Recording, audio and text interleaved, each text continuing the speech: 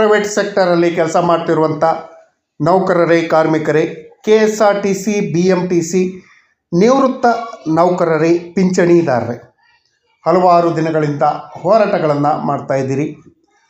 ಕನಿಷ್ಠ ಪಿಂಚಣಿ 7,500 ರೂಪಾಯಿಯನ್ನು ಪಡ್ಕೊಂಡ್ಲೇಬೇಕು ಅನ್ನೋ ಒಂದು ದೃಢ ವಿಶ್ವಾಸದೊಂದಿಗೆ ಹೋರಾಟವನ್ನು ಮಾಡ್ತಾಯಿದ್ದೀರಿ. ನಿಮ್ಮ ಹೋರಾಟಕ್ಕೆ ಮಣಿದು ಕೇಂದ್ರ ಸರ್ಕಾರ ಮಹತ್ವದ ಘೋಷಣೆಯನ್ನು ಮಾಡುತ್ತಾ ನಿಮ್ಮ ಇಷ್ಟು ವರ್ಷಗಳ ಕನಸುಗಳು ಈಡೇರುತ್ತಾ ಕೇಂದ್ರ ಸರ್ಕಾರಕ್ಕೆ ಅಂತಿಮ ಗಡುವನ್ನು ನೀಡಿದ ಪಿಂಚಣಿದಾರರು ಯಾವ ವಿಚಾರಕ್ಕಾಗಿ ಪಿಂಚಣಿದಾರರು ಈ ರೀತಿ ಉಗ್ರವಾಗಿದ್ದಾರೆ? ಪಿಂಚಣಿದಾರರ ಈ ಉಗ್ರ ಹೋರಾಟಕ್ಕೆ ನರೇಂದ್ರ ಮೋದಿರವರ ನೇತೃತ್ವದ ಕೇಂದ್ರ ಸರ್ಕಾರ ಬಂಪರ್ ಗಿಫ್ಟ್ ಕೊಡುತ್ತಾ ಕನಿಷ್ಠ ಪಿಂಚಣಿ 7,500 ರೂಪಾಯಿ ಸಿಗೋದು ಫಿಕ್ಸಾ? ಈ ಬಗ್ಗೆ ವಿವರವಾದ ಮಾಹಿತಿಯನ್ನು ತಮ್ಮ ಮುಂದೆ ಶೇರ್ ಮಾಡ್ತೀನಿ. ಈ ಮಾಹಿತಿಯನ್ನು ತಮ್ಮ ಮುಂದೆ ಶೇರ್ ಮಾಡೋದಕ್ಕಿಂತ ಮುಂಚಿತವಾಗಿ ಯಾರೆಲ್ಲ ಈ ಚಾನಲ್ಗೆ ಸಬ್ಸ್ಕ್ರೈಬ್ ಮಾಡ್ಕೊಂಡೇ ವಿಡಿಯೋಗಳನ್ನು ನೋಡ್ತಾ ಇದ್ದೀರಿ, ದಯವಿಟ್ಟು ಕೆಳಗಡೆ ಕಾಣ್ತಾ ಇರೋಂಥ ಸಬ್ಸ್ಕ್ರೈಬ್ ಬಟನನ್ನು ಒತ್ತಿ, ಬೆಲ್ ಐಕನನ್ನು ಕ್ಲಿಕ್ ಮಾಡಿ, ಆಲ್ ಅಂತ ಮಾಡಿ. ನೀವು ಫೇಸ್ ಮಾಡ್ತಾ ಇರೋಂಥ ಎಲ್ಲ ಪ್ರಾಬ್ಲಮ್ಗಳನ್ನು ಲೀಗಲ್ಲಾಗಿ ಸಾಲ್ವ್ ಮಾಡ್ಕೊಳ್ಳೋಕ್ಕಿರೋಂಥ ಉತ್ತಮ ವೇದಿಕೆಯಾದ ಸರ್ಕಾರಿ ನೌಕರ ಮಿತ್ರ ಯೂಟ್ಯೂಬ್ ಚಾನಲ್ಗೆ ಜಾಯ್ನ್ ಆಗಿ. ಸ್ನೇಹಿತರೆ, ಇದೇ ಕೊನೆ.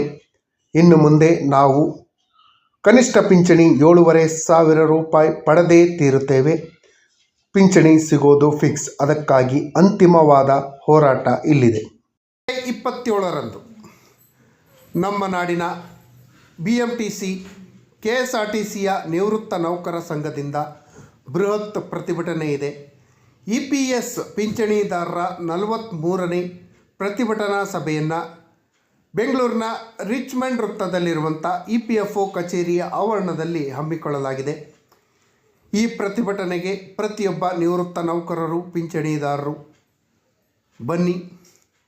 ನಮ್ಮ ಹಕ್ಕು 7,500 ರೂಪಾಯಿ ಹಣವನ್ನು ಪಡೆಯೋಣ, ಕನಿಷ್ಠ ಪಿಂಚಣಿಯನ್ನು ಪಡೆಯೋಣ ಅಂತ ಬೆಂಗಳೂರು ಇದೇ ಜುಲೈ 27ರಂದು ಅಂದರೆ ನಾಳೆ ನಿಧಿ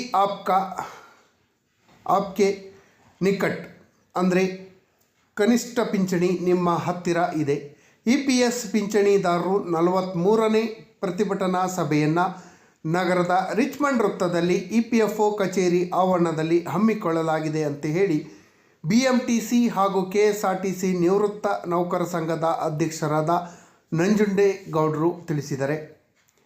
ಈ ಸಂಬಂಧ ಪತ್ರಿಕಾ ಹೇಳಿಕೆಯನ್ನು ನೀಡಿರುವ ಅವರು, BMTC, KSRTC ಹಾಗೂ ಚಿಕ್ಕಬಳ್ಳಾಪುರ KSRTC ಕ್ಷೇಮಾಭಿವೃದ್ಧಿ ಟ್ರಸ್ಟ್ ವತಿಯಿಂದ ಈ ಪ್ರತಿಭಟನೆಯನ್ನು ಹಮ್ಮಿಕೊಳ್ಳಲಾಗಿದೆ. ಅಂದರೆ ನಾಳೆ ಬೆಳಗ್ಗೆ 10:30ಕ್ಕೆ ಪ್ರತಿಭಟನೆ ಪ್ರಾರಂಭ ಆಗುತ್ತೆ. ನಗರದ ರಿಚ್ಮಂಡ್ ವೃತ್ತದಲ್ಲಿರುವಂತಹ EPFO ಪ್ರಾದೇಶಿಕ ಭವಿಷ್ಯ ನಿಧಿ ಆವರಣದಲ್ಲಿ ಜರುಗುವ ಶಾಂತಿಯುತ ಪ್ರತಿಭಟನೆ ಹಾಗೂ ಅಧಿಕಾರಿಗಳ ಮೂಲಕ ಕೇಂದ್ರ ಸರ್ಕಾರಕ್ಕೆ, ಕೇಂದ್ರ ಸಚಿವರಿಗೆ ಮನವಿ ಪತ್ರವನ್ನು ಸಲ್ಲಿಸುವ ಸಭೆ. ಎಲ್ಲ EPFO ನಿವೃತ್ತ ನೌಕರರು, ಪಿಂಚಣಿದಾರರು ಆಗಮಿಸಬೇಕು ಅಂತ ಹೇಳಿ ಮನವಿಯನ್ನು ಮಾಡಿಕೊಂಡಿದ್ದಾರೆ. ಸಂಸ್ಥೆಯ ನೌಕರರು ಇಂದಿಗೂ ಎಂದಿಗೂ ಕೂಡ ಹೋರಾಟದಿಂದ ಹಿಂದೆ ಸರಿಯುವಂಥ ಮಾತೇ ಇಲ್ಲ. ನೌಕರರಲ್ಲಿ ಬದ್ಧತೆ, ದೃಢ ಸಂಕಲ್ಪ ಹಾಗೂ ವಿಶ್ವಾಸ ಇವೇ ಹೋರಾಟಕ್ಕೆ ದಾರಿದೀಪ ಆಗಿದೆ ಅಂತ ಹೇಳಿ ಕೂಡ ತಿಳಿಸಿದರೆ, ಇನ್ನು ಎಷ್ಟು ದಿನ ಅಂತ ಕಾಯೋದು? 1 ದಶಕಗಳಿಂದ ಹೋರಾಟಗಳನ್ನು ಮಾಡ್ತಾ ಇದ್ದೀವಿ. EPS ಕನಿಷ್ಠ ಪಿಂಚಣಿಯನ್ನು 7,500 ರೂಪಾಯಿ ಕೊಡಬೇಕು ಅಂತ ಹೇಳಿ. ಇದು ನಮ್ಮ ಅಂತಿಮ ಹೋರಾಟ.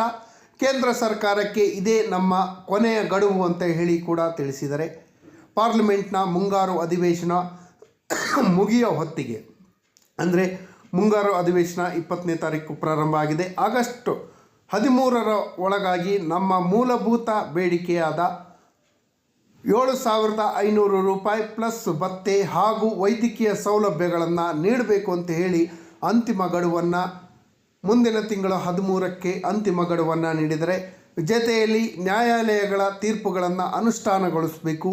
ಒಂದು ವೇಳೆ ಕೇಂದ್ರ ಸರ್ಕಾರ ಈ ಬೇಡಿಕೆಯನ್ನು ಈಡೇರಿಸದ ತಪ್ಪಿದಲ್ಲಿ ಮುಂದಿನ ಹೋರಾಟವನ್ನು ಮಾಡ್ತೀವಿ.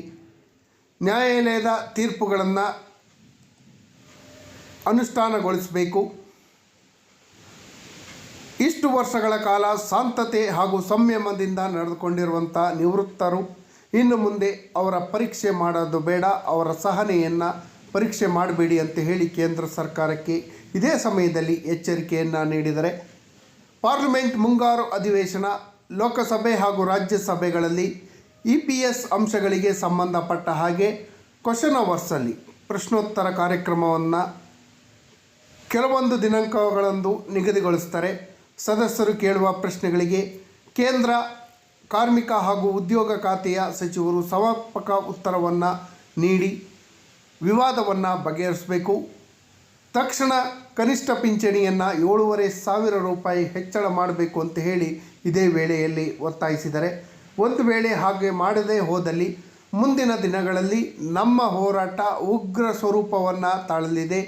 ಕೇಂದ್ರ ಸರ್ಕಾರ EPS ಅಧಿಕಾರಿಗಳು ನಿವೃತ್ತ ನೌಕರರನ್ನು ನಿರ್ಲಕ್ಷಿಸುವುದು ಎಷ್ಟು ಸರಿ?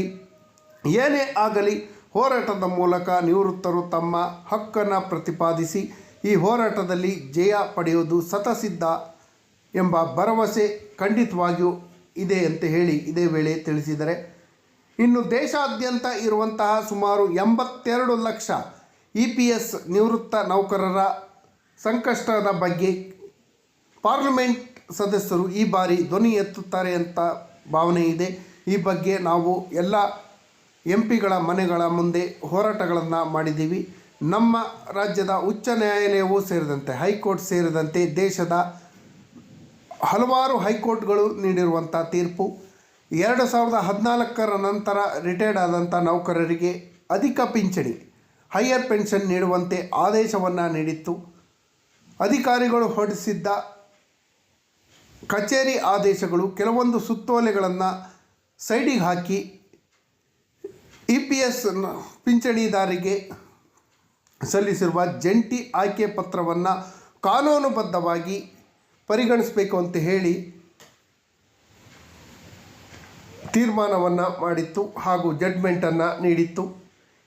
ಈ ಬಗ್ಗೆ ವಿವಿಧ ನ್ಯಾಯಾಲಯಗಳ ತೀರ್ಪು ಸಹಿತ ಪ್ರತಿಭಟನಾ ಸಭೆಯಲ್ಲಿ ಚರ್ಚಿಸಿ EPS ಹೋರಾಟದ ಮನವರಿಕೆ ಮಾಡಿಕೊಟ್ಟಿದ್ದೆ. ಇತ್ತೀಚೆಗೆ ನಮ್ಮ ರಾಜ್ಯದ ಉಚ್ಚ ನ್ಯಾಯಾಲಯ ನೀಡಿರುವಂಥ ಹೈಕೋರ್ಟ್ ನೀಡಿರುವಂಥ ತೀರ್ಪನ್ನು ಅನುಷ್ಠಾನಗೊಳಿಸಬೇಕು ಅಂತ ಆಗ್ರಹಿಸಿ EPS ಅಧಿಕಾರಿಗಳಿಗೆ ಈಗಾಗಲೇ ಮನವಿಯನ್ನು ಕೂಡ ನಾವು ಸಲ್ಲಿಸಿದ್ದೀವಿ. ಆದರೆ ಇದುವರೆಗೂ ಅದು ಜಾರಿಯಾಗಿಲ್ಲ. National confidential of pensioners association NCPA ರಾಷ್ಟ್ರ ಮಟ್ಟದಲ್ಲಿ ತನ್ನ ಕಾನೂನಾತ್ಮಕ ಹೋರಾಟವನ್ನು ಮುಂದುವರಿಸಿದೆ. ಅಧಿಕ ಪಿಂಚಣಿ ಹೈಯರ್ ಪೆನ್ಷನ್ಗೆ ಸಂಬಂಧಪಟ್ಟ ಹಾಗೆ ಮಾನ್ಯ ಸುಪ್ರೀಂ ಕೋರ್ಟ್ ನೀಡಿರುವ 2 ಪ್ರಮುಖ ತೀರ್ಪುಗಳನ್ನು ಅನುಷ್ಠಾನಗೊಳಿಸದೇ ಇರೋದು ತೀವ್ರ ಅಸಮಾಧಾನಕ್ಕೆ ಕಾರಣ ಆಗಿದೆ. ಇನ್ನು BMTC KSRTC ಕ್ಷೇಮಾಭಿವೃದ್ಧಿ ಟ್ರಸ್ಟ್ ಚಿಕ್ಕಬಳ್ಳಾಪುರ ವತಿಯಿಂದ ಆಯೋಜಿಸಿರುವ EPS ಪಿಂಚಣಿದಾರರ ಪ್ರತಿಭಟನೆ ವೇಳೆಯಲ್ಲಿ ನಮ್ಮ ಕೂಗು ಮಾಧ್ಯಮಗಳ ಮೂಲಕ ದೆಹಲಿಗೆ ತಲುಪಬೇಕು. ಹಾಗಾಗಿ ಕನಿಷ್ಠ ಪಿಂಚಣಿ ಅಧಿಕ ಪಿಂಚಣಿ 2 ಅಂಶಗಳಿಗೆ ಸಂಬಂಧಪಟ್ಟ ಹಾಗೆ ಪ್ರತಿಭಟನೆಯನ್ನು ಮಾಡ್ತಾ ಇದ್ದೀವಿ ಅಂತ ಹೇಳಿ ಕೂಡ ತಿಳಿಸಿದ್ದಾರೆ. ಈ ಪ್ರತಿಭಟನೆ ಸಭೆಗೆ ಕಾರ್ಮಿಕ ಮುಖಂಡರುಗಳು, ನಮ್ಮ ಸಂಘದ ಪ್ರತಿನಿಧಿಗಳು, ಪದಾಧಿಕಾರಿಗಳು, ಚಿಕ್ಕಬಳ್ಳಾಪುರ KSRTC ಕ್ಷೇಮಾಭಿವೃದ್ಧಿ ಟ್ರಸ್ಟ್ನ ಪ್ರತಿನಿಧಿಗಳು, ಸದಸ್ಯರು, ವಿವಿಧ ಸಂಘಟನೆಗಳು, ಎಲ್ಲ EPS ನಿವೃತ್ತ ನೌಕರರು, ಕಂಪನಿ ಹಾಗೂ ಕಾರ್ಖಾನೆಗಳ ನಿವೃತ್ತರು ಆಗಮಿಸಲಿದ್ದಾರೆ. ಅಧಿಕಾರಿಗಳ ಮುಖಂಡರಿಗೆ ಲಿಖಿತ ರೂಪದಲ್ಲಿ ಭರವಸೆ ಕೊಟ್ಟರೆ ಮಾತ್ರ ನಾವು ಪ್ರತಿಭಟನೆಯನ್ನು ಹಿಂಪಡೆಯುತ್ತೀವಿ.